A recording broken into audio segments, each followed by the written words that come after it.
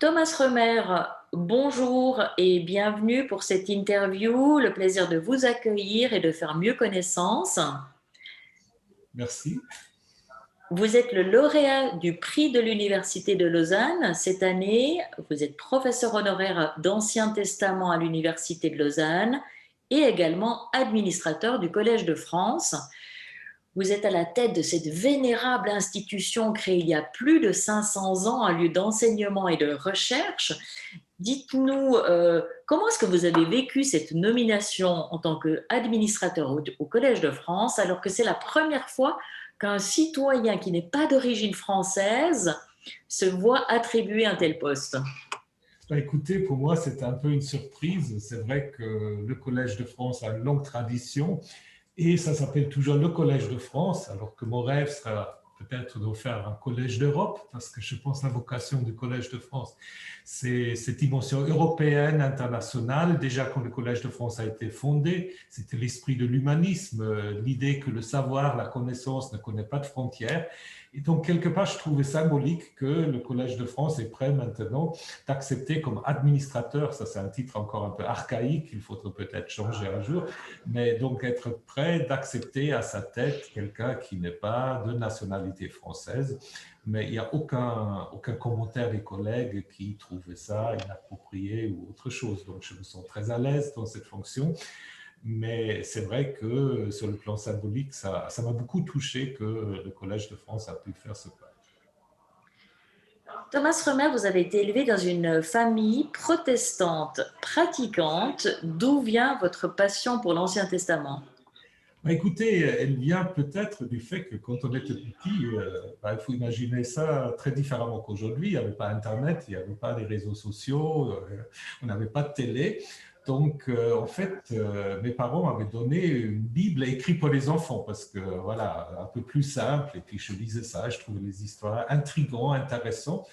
Et après, je dis à ma mère, c'est pas la vraie Bible. Elle dit non, c'est pas la vraie, mais peut-être c'est un peu jeune pour la vraie. Donc, j'ai insisté quand même d'avoir une vraie Bible. Et j'étais très intrigué parce que je comprenais que peut-être un quart de ce qui était écrit. Mais voilà, ce livre m'a ensuite accompagné un peu aussi quand j'étais dans le catéchisme. Et puis après, à l'école en Allemagne, il y avait des cours de religion. Donc, j'avais toujours cet intérêt-là. Et finalement, les études de théologie sont venues un peu par hasard parce que je voulais faire du français et de la religion pour enseigner au gymnase. Et finalement, j'étais mal organisé. Je ne pouvais que m'inscrire en théologie parce que les inscriptions pour les lettres étaient déjà terminées. Et puis, je me dis, je vais bien voir. Et ensuite, c'était une rencontre avec un professeur qui m'a définitivement en fait, convaincu que la Bible, surtout l'Ancien Testament ou la Bible hébraïque, c'est ce que je devrais faire. Et puis, voilà, c'est un peu aussi je dirais, un hasard qui a guidé un peu ma carrière, mais c'est pas plus mal, je trouve, que d'avoir des plans de carrière très, très définis, comme on le trouve souvent aujourd'hui. C'est évidemment une possibilité, mais laisser un peu le hasard jouer, c'est pas plus mal non plus. Faut-il être croyant, à votre avis, pour s'intéresser ou se passionner pour les textes religieux, que ce soit finalement les textes bibliques ou coraniques, par exemple? Il ne faut certainement pas être croyant. Je pense que la Bible, comme le Coran, font partie du patrimoine de l'humanité et on peut les lire et essayer de les comprendre comme on lit les grands textes de l'Antiquité, que ce soit Homère, que ce soit les textes bouddhistes, Gilgamesh et d'autres. Donc je pense qu'il faut, s'abstraire de cette idée qu'on peut seulement entrer dans ces textes avec une attitude de croyant. D'ailleurs, beaucoup de gens souvent me demandent, mais est-ce que vous avez la foi? Je dis, mais ça, c'est une question qui n'a rien à voir avec les cours que je donne, parce que les cours que je donne, c'est des cours qui sont destinés vraiment à n'importe qui. D'ailleurs, si on enseigne la Bible à l'université, comme on peut le faire à l'université de Lausanne, c'est justement que c'est un enseignement universitaire qui doit être suivi par n'importe qui, indifféremment de ses convictions religieuses ou philosophiques. Alors, qu'est-ce que nous disent ces textes alors de notre patrimoine culturel, de notre histoire, peut-être aussi de notre positionnement philosophique?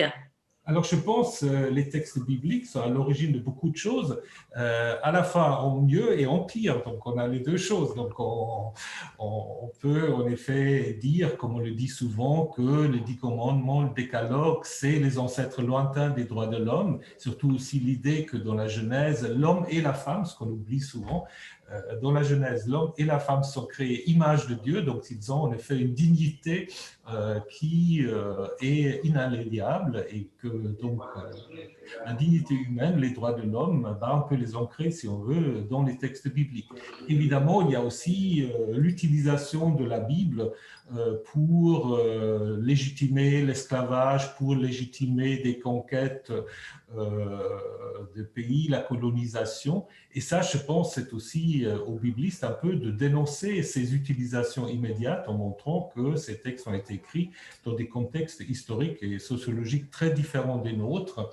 Et c'est très important, en effet, aussi que les gens prennent conscience qu'il n'y a pas d'immédiateté par rapport à ce texte. Il y a toujours un travail d'historien, aussi un travail d'interprète par rapport à ces textes-là. On ne peut pas les approprier directement. D'où aussi la nécessité, justement, dans la faculté de théologie et des sciences de religion, d'avoir un enseignement historique et critique de ces textes. Alors, ces textes, effectivement, sont utilisés parfois par des fanatiques, des adorateurs aveugles pour justifier parfois même des crimes, hein, comme ce que fait Daesh. Faut-il s'en méfier de ces textes? Peuvent-ils être, à votre avis, des textes dangereux? Alors, c'est vrai que ces textes peuvent être dangereux si on fait abstraction de la distance historique qui nous sépare de ces textes. Et aussi si on part de l'idée que c'est des textes immuables qui seraient tombés du ciel et qui, en effet, aura la même valeur à travers des siècles. Donc, je pense, en effet, si on néglige ce travail d'historien, d'interprète, on peut faire dire au texte n'importe quoi.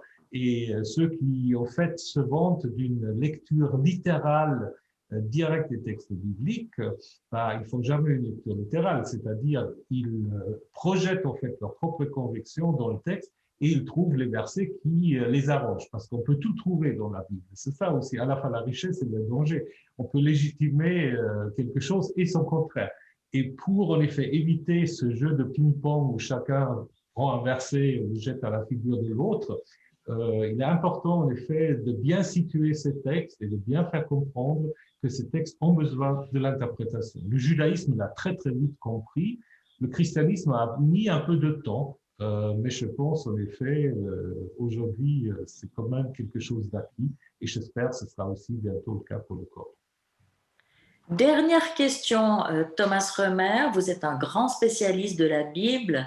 Racontez-nous une histoire pour nous faire voyager dans le temps et prendre la mesure de l'importance de ce texte fondateur.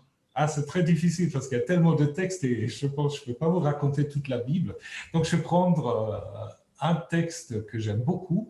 C'est l'histoire du prophète Jonas. Je ne sais pas si vous vous souvenez de ce prophète qui est d'abord un peu réticent parce que Dieu lui dit « Tu vas aller à Ninive ». Donc, Ninive, c'est la grande ville assyrienne de l'Empire où il va en effet annoncer la colère divine et le jugement de Dieu sur cette ville. Et Jonas, en fait, au début, il ne veut pas, il pense qu'il peut s'enfuir dans un bateau qui va au bout du monde, c'est-à-dire en Espagne probablement. Dieu fait venir une tempête, le bateau est menacé, Jonas est jeté dans la mer par les marins qui ne veulent pas le faire, mais c'est Jonas qui leur dit, il est attrapé par un immense poisson, baleine dans la tradition, mais pas forcément dans le texte. Et ensuite, il change d'avis, il va annoncer le jugement de Dieu sur Ninive. Et en fait, les habitants de Ninive, tout à coup, ils vont changer d'avis, ils vont se convertir. Et du coup, Dieu aussi va dire non, donc je renonce en fait à la destruction de Ninive. Et Jonas est très, très mécontent. Pourquoi il est très mécontent? Ça, c'est la grande question. Parce qu'il y a un texte dans la Bible, dans le Deutéronome, où on dit, si un prophète dit quelque chose au nom du Seigneur, au nom du Dieu d'Israël, si cette chose ne s'accomplit pas, il n'a pas dit la vérité, c'est un faux prophète. Et donc Jonas, en fait, se met en colère parce que c'est un faux prophète. Par contre, ce qu'il n'a pas compris, que Dieu peut changer d'avis. Et dans la Bible, Dieu peut changer d'avis. Et je pense que c'est un très beau message. Si Dieu peut changer d'avis, nous aussi, il peut changer d'avis. Il ne faut pas être dogmatique, il faut changer d'avis selon les situations. Et c'est pour cela ce petit livre de Jonas a une actualité, me semble-t-il, à travers les siècles. Merci beaucoup d'avoir partagé ce moment avec nous, Thomas Remer, Bien. et toutes nos félicitations pour ce prix de l'Université de Lausanne 2021. Merci beaucoup. C'est un prix qui me touche profondément parce que c'est une université à laquelle je dois beaucoup. Et si je suis arrivé au Collège de France, c'est aussi grâce à l'UNIL. Et je suis très content de cette distinction.